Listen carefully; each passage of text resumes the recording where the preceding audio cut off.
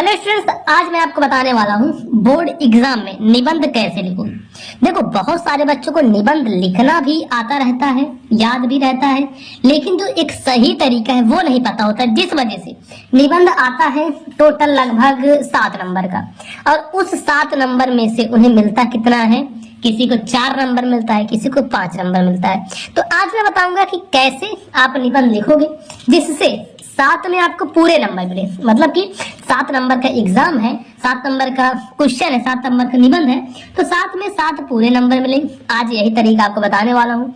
Video को ध्यान से देखना, जो कुछ समझाऊंगा उसको समझने की कोशिश करना कि किस प्रकार से आपको लिखना है, क्योंकि लिखने का तरीका ही ऐसा सबसे बेस्ट होता है कि अगर आपको नहीं भी आ रहा है, ये लिखने का तरीका पता है, फिर भी 7 में से आप 4-5 नंबर पा जाओगे अगर कुछ नहीं आ रहा है। बाकी लिखना अगर आ रहा है तो मैं बता ही दूंगा कि कैसे क्या करना है। तो चलो बताता हूँ आपको। सबसे पहले इसको थोड़ा मैं साइड करता हूँ। यहाँ पे एक लाइन खींचनी होती है, जो कि मुझे पता होगा कि आप लोग जानते होंगे। एक लाइन खींचना बहुत जरूरी होता है इस साइड में, ये अपने लेफ्ट साइड में, ठीक। लेफ्ट साइड में एक लाइन खींचना जरूरी रहता है, तो यहाँ पे हम लाइन खींच देते हैं। चलो, यहाँ पे हमने लाइन खींच दिया। अब देखो, लाइन खींचने के बाद अब क्या करना है, इतना कर दिया। अब इसके बाद यहाँ पे ऊपर सबसे पहले ध्यान रखना, जो चीज आपको बता रहा हूँ इसको ध्यान रखना, ध्यान में रखोगे तभी बहुत ज्यादा नंबर आपको मिलेंगे। यहाँ पे ऊपर प्रश्नोत्तर संख्या डालनी होती है, कौन सा क्वेश्चन नंबर कर रहे हो। तो यहाँ पे आप डालोगे ऐसे प्रश्नोत्तर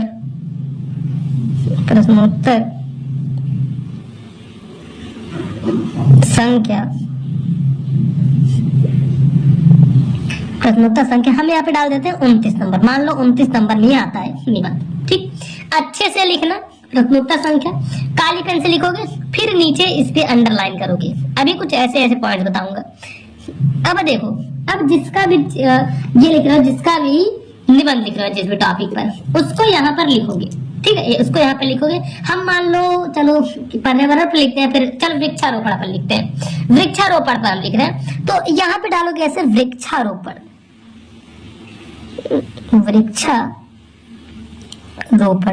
ठीक।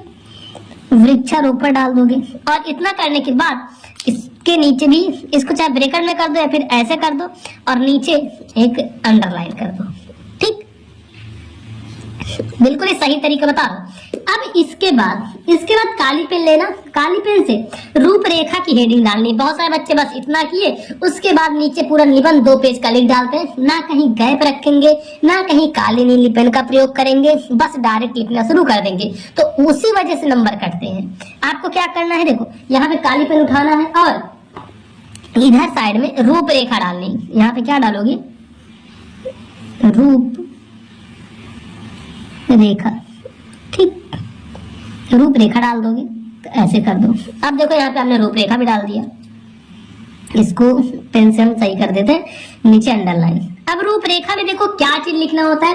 रूपरेखा में वे चीज लिखना है जो कि इससे रिलेटेड हो, और आप उसे हेडिंग के तौर पे अभी जब निबंध लिखोगे तो बनाओगे। अब हेडिंग के तौर पर आप क्या चीज बना सकते हो, ये चीज पहले समझ लो कि मैं ये चीज हेडिंग के तौर पे बना सकता हूँ। तो देखो, सबसे पहले जो इसमें अपना बनेगा प्रस्तावना। कोई भी निबंध हो जान लो, प्रस्तावना सबसे पहली हेडिंग बनती है, कोई सा भी निबंध रहे। तो देखो, सबसे पहली हेडिंग अपनी प्रस्तावना बनेगी, तो यहाँ पर लिखोगे प्रस्तावना। मैं लिखने का तरीका आपको बता रहा हूँ, प्रस्तावना। अब इसके बाद सेकंड हेडिंग वृक्षारोपण से क्या बन सकती है, ये बन सकती है कि मानव तथा वृक्षों का संबंध, मानव तथा वृक्षों का संबंध। तो इसको लिख दो ऐसे, मानव तथा वृक्षों का संबंध, इतना लिख दो। उसके बाद फिर वृक्षों की महत्वता, वृक्षों की महत्वता, ये भी तो भाई एक टॉपिक बनेगा, तो ऐसे लिखो, वृक्षों की महत्वता,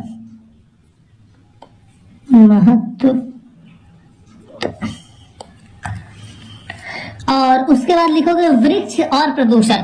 इनमें एक संबंध हमें बताना है, वृक्ष और प्रदूषण में क्या संबंध है, कि अगर ज्यादा वृक्ष रहेंगे तो प्रदूषण कम होगा, तो वो चीज की हेडिंग बनाओगे वृक्ष और प्रदूषण। ठीक है, वृक्ष और प्रदूषण। अब उसके बाद फिर लिखोगे उपसंहार, वृक्ष और प्रदूषण। फिर उसके बाद लिखना है उपसंहार, तो यहाँ पर हम डालते हैं उपसंहार, बस हो गया फिलहाल। उपसंहार क्या होती है? सबसे लास्ट वाली हेडिंग होती है उपसंहार, बस इतना कर दोगे। अब यहाँ पे आप सभी ध्यान से समझो, ये जितने भी एक एक पॉइंट्स करके, जैसे यहाँ प्रस्तावना, तो सबसे पहली हेडिंग अपनी बनी है प्रस्तावना, तो यहाँ पे काली पेन से हेडिंग डालोगे प्रस्तावना, ऐसे प्रस्तावना हेडिंग डालोगे काली पेन से, और इसके नीचे यहाँ पे इस प्रकार से करोगे ऐसे प्रस्तावना। अब एक चीज और ध्यान रखना, बहुत सारे बच्चे क्या करते हैं ना, वो देखो ऐसे करोगे फिर भी गलत नहीं होगा, इसी के सीधे लिखना शुरू करते हैं, गलत नहीं होगा, लेकिन थोड़ा और अच्छा अगर इंप्रेशन आप जमाना चाहते हो टीचर के ऊपर, तो एक लाइन छोड़ो, यहाँ से लिखना। अब यहाँ से लिखना शुरू करो, जो तीर खींचा आपने इसके जस्ट नीचे से, जैसे कैसे लिखोगे देखो, ऐसे लिखो, वृक्षारोपण का शाब्दिक अर्थ, वृक्षारोपण का शाब्दिक अर्थ वृक्ष लगाना और उनकी रक्षा करना, या फिर ऐसे लिख दो वृक्ष लगाना होता है। वृक्ष, मैं तो एग्जांपल ले रहा हूं, लगाना होता है। फिर उसके बाद इसके विषय में और चीजें आपको जो भी पता है कि प्रयोजन करना, प्रकृति को संतुलित, ऐसे लिखो प्रकृति को संतुलन को, प्रकृति के संतुलन को अब जैसे यहाँ पे के की जगह मैंने को लिख दिया। अब ये नहीं कि मैं को ऐसे काटने लगूंगा, इसको के बनाऊंगा, नहीं, लिख दिया तो कोई बात नहीं, आगे बढ़ो। संतुलन को बचाना या फिर बनाए रखना, बनाए रखना मानव के जीवन को सुखी, मानव के जीवन को सुखी, क्या करना, मानव के जीवन को सुखी, समृद्ध, संतुलित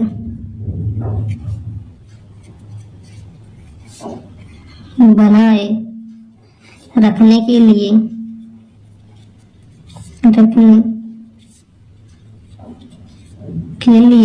वृक्षारोपण आवश्यक है, और चीजें लिखनी है, मान लो यहाँ पे फुल स्टॉप।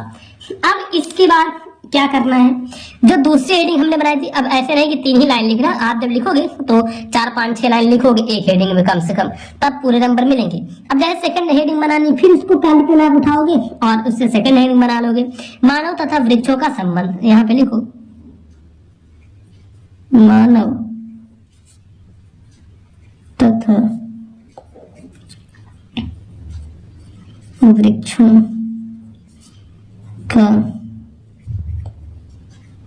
संबंध, ठीक है, मानव तथा वृक्षों का संबंध, और इसके नीचे भी सेम ऐसे अंडरलाइन करोगे। ये सब चीजें ना एग्जामिनर को अट्रैक्ट करती हैं, आपकी कॉपी जब उनके सामने आएगी तो उसको और अट्रैक्ट करेगी, और उसका नंबर मन अगर नहीं होगा नंबर देने का, फिर भी आपको नंबर देगा। अब तक आपने लिखा मानव तथा वृक्षों का संबंध, तो लिखो मानव सभ्यता के उदय के, ऐसे यहाँ नीचे से लिखना शुरू करोगे, मानव सभ्यता के उदय, मानव सभ्यता के उदय के आरंभिक समय में, उदय के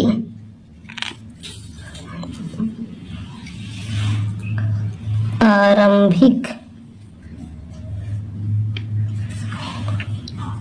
समय में मानव शब्द के आरंभिक समय में मनुष्य वन तथा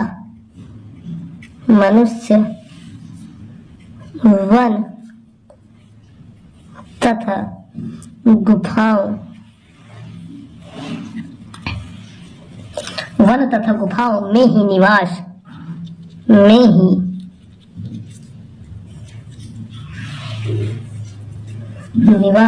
किया था।